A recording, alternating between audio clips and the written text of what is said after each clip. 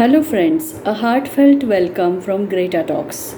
In the last episode, we met the vulture Jatayu, an affectionate fatherly figure towards Sriram, Lakshman, and Sita, the demoness Shurpanakha who played an instrumental role to provoke the ultimate war between Sriram and Ravan.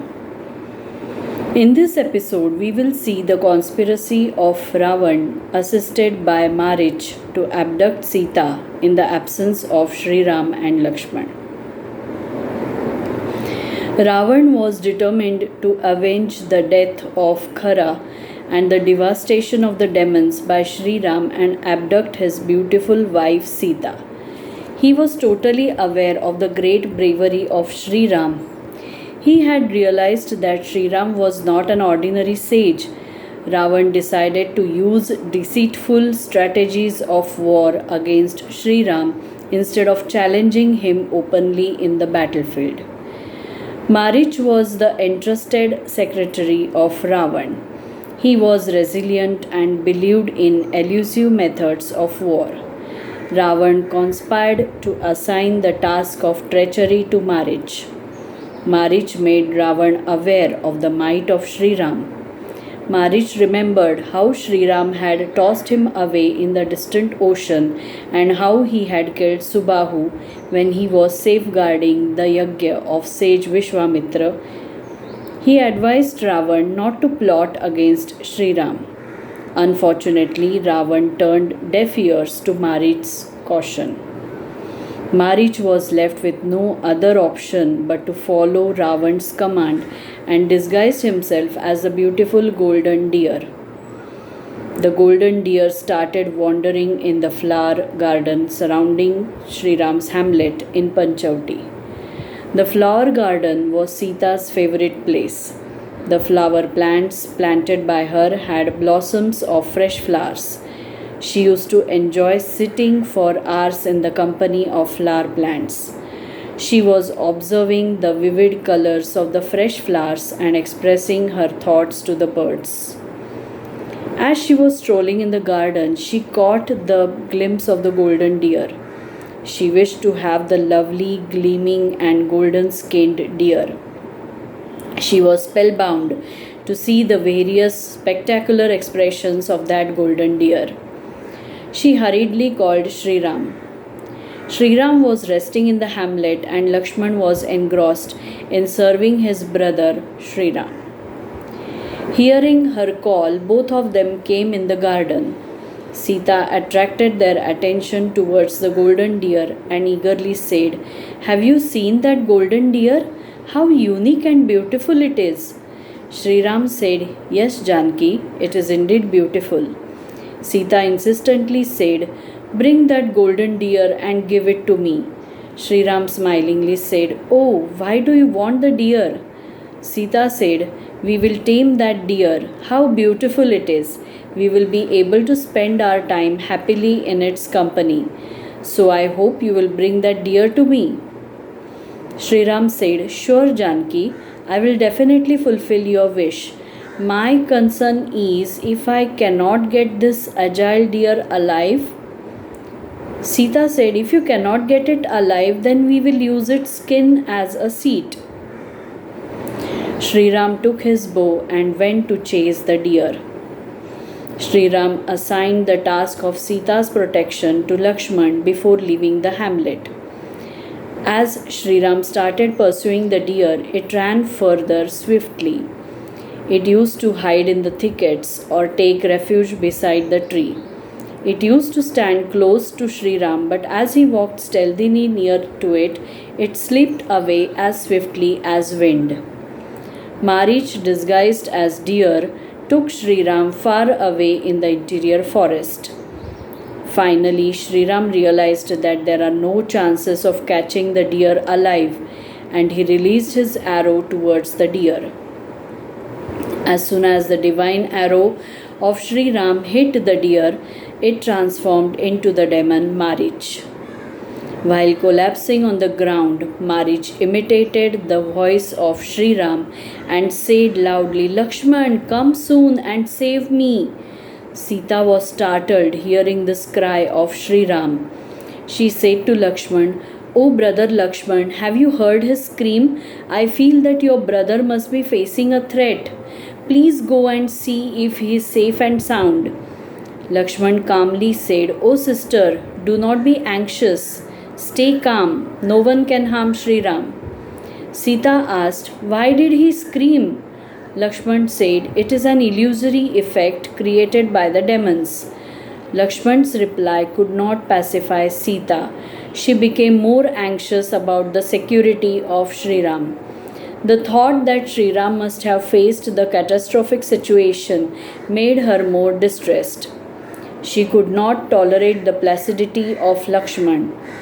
She started having gloomy thoughts and losing her temper. She said, "Oh brother, how can you be so calm when your brother is facing risk? It seems you wish to take undue advantage of the situation.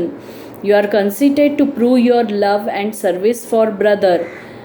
Lakshman was aghast to hear these accusations and said, "Oh sister, I am unable to bear your accusations. Sriram had ordered me to take charge of your protection, but I accept your order with due respect. I will go to protect Sriram. Give me your blessings." Lakshman took his bow and arrows and prepared to leave. Before leaving, he drew a line outside the hut called Lakshman Rekha and said, "Oh sister, I request you not to cross this line." Saying so, Lakshman hastily went into the forest to search Sriram. Sita was left alone in the hamlet. She was extremely worried about the well-being of Sriram. She had a sense of guilt and repentance to hurt the feelings of Lakshman by speaking insulting words and doubting his pure intentions. She realized that he had renounced all the pleasures for the sake of his love for the elder brother. He accompanied Sriram in the exile without any cause and continued to serve both of them in spite of crucial circumstances. Her guilt for the blunder she had committed to blame innocent Lakshman could not let her stay peacefully. At the same moment, Ravan seized this opportunity. When he realized that Sita was alone in the hamlet, he disguised himself as a sage, stood outside the hut and said, "Oh mother, please give me alms." Sita peeped outside. She was surprised to see the sage in an uninhabited forest. She told him to wait and went inside the hamlet to bring some food. She brought some fruits in her sari. The sage was standing at a distance, and there was the line drawn by Lakshman, which she was warned not to cross in any case. Sita said, "Oh sage, please take these alms." He said, "Oh mother, come forward and give the alms. I have restricted myself about not to enter anyone's house and courtyard beyond certain limit." The sage was not ready to step forward, and she was not allowed to cross the line. If she did not move ahead, it would be difficult to give him alms. It would be inhospitality, as the sage would leave without having any food. She believed that the guest is God and God should be greeted with generosity. She was caught in a tight spot. Finally, she decided to follow the path of duty and decided to cross the line. She crossed the line and offered the fruits to the sage. As she stepped forward, the sage caught hold of her hands and pulled her forward. He revealed his real frightening form of Ravan.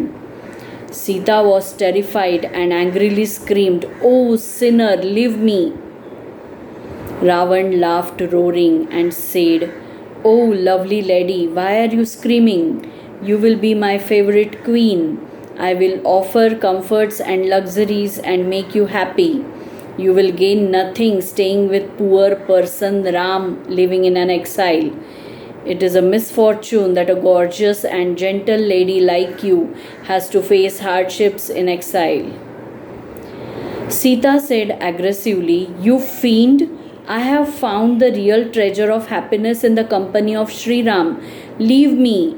But the wicked Ravan dragged her. He forcefully pushed Sita in his chariot. He eloped with her in the chariot which flew in the sky. Sita was screaming, "Someone please help and release me from the clutches of the sinner." The old vulture, Jatayu, heard the screams and rushed to help Sita. He warned Ravan, "Hey Ravan, do not commit sin by abducting virtuous Sita. Release her." The warning of Jatayu fell on the deaf ears of conceited Ravan. Ravan threateningly said to Jatayu, "Move aside, you oldie, otherwise I will sever your wings." Jatayu realized the adamancy of Ravan and attacked him forcefully. He attacked Ravan and pierced his arms with his sharp beak. Alas, Ravan severed his wings and legs in one stroke. His wounded body fell on land. He said to Sita, "O daughter, please have patience. Sriram will definitely release you from this sinner's trap. I will not die before I inform Sriram about your whereabouts." Paying no heed to the dying Jatayu and yells of Sita, Ravan directed his chariot towards southern direction. Ravan had to slow down the chariot's speed as the peak of Rishamukh mountain came in his way. The four Vanaras, Sugriv, Hanuman, Nal, and Neel, were sitting on the peak of the mountain. Sita saw them sitting on the peak and threw her earrings, bangles, and anklets towards the Vanaras. As soon as he crossed the mountain, his chariot flew as fast as the wind and reached Lanka. Sita had to live in Ashok Vatika like a captive. She was guarded by the ferocious demonesses. Ravan instructed them to convince Sita to marry him. Sita was given 1 year period to think about his proposal to marry him. So friends, the takeaway of this episode is the deceitful nature of Ravan, who abducts Sita instead of challenging Sriram like a warrior. Vinash kale viparita buddhi, which means whenever a person gets trapped in a strange situation and his destruction is near, then his intelligence gets corrupted. This saying truly describes Ravan when he does not heed to the warnings of Maricha, Sita, and Jatayu. He does not hesitate to insult and injure Jatayu. It indicates Maricha as the trustworthy secretary of Ravan, whose duty is to make his master aware of the forthcoming danger. It reflects his loyalty for his master to fulfill the task assigned by Ravan, though he was aware that he had to accept death in the hands of Sriram. It displays how a virtuous woman, Sita, falls prey to the desire of acquiring the golden deer, which ultimately lands her in calamitous abduction. Sita's impulsive behavior is revealed when she accuses Lakshman for staying calm even after knowing about the threat to Sriram's life. Later, she feels guilty for her annoyance on Lakshman. Her farsightedness is expressed when she throws her ornaments towards the Vanaras in order to assist Sriram to search her location. Lakshman's humbleness is revealed when he does not retort to the accusations made by Sita and follows her order to protect Sriram. He makes necessary arrangement to protect Sita from any threat. Jatayu's sense of commitment is seen when he does not hesitate, in spite of threat to his life, to fight against Ravan in order to release Sita from his clutches. That is all about this episode. Stay tuned for the next episode when Sriram kills Maricha, Lakshman pacifies the grief-stricken Sriram, Jatayu's sacrifice, demon Kabandh released from his sinful life, Sriram's visit to his devotee Shabri, story of Vali and Sugriv, and Sriram's assurance to Sugriv to help him against Vali.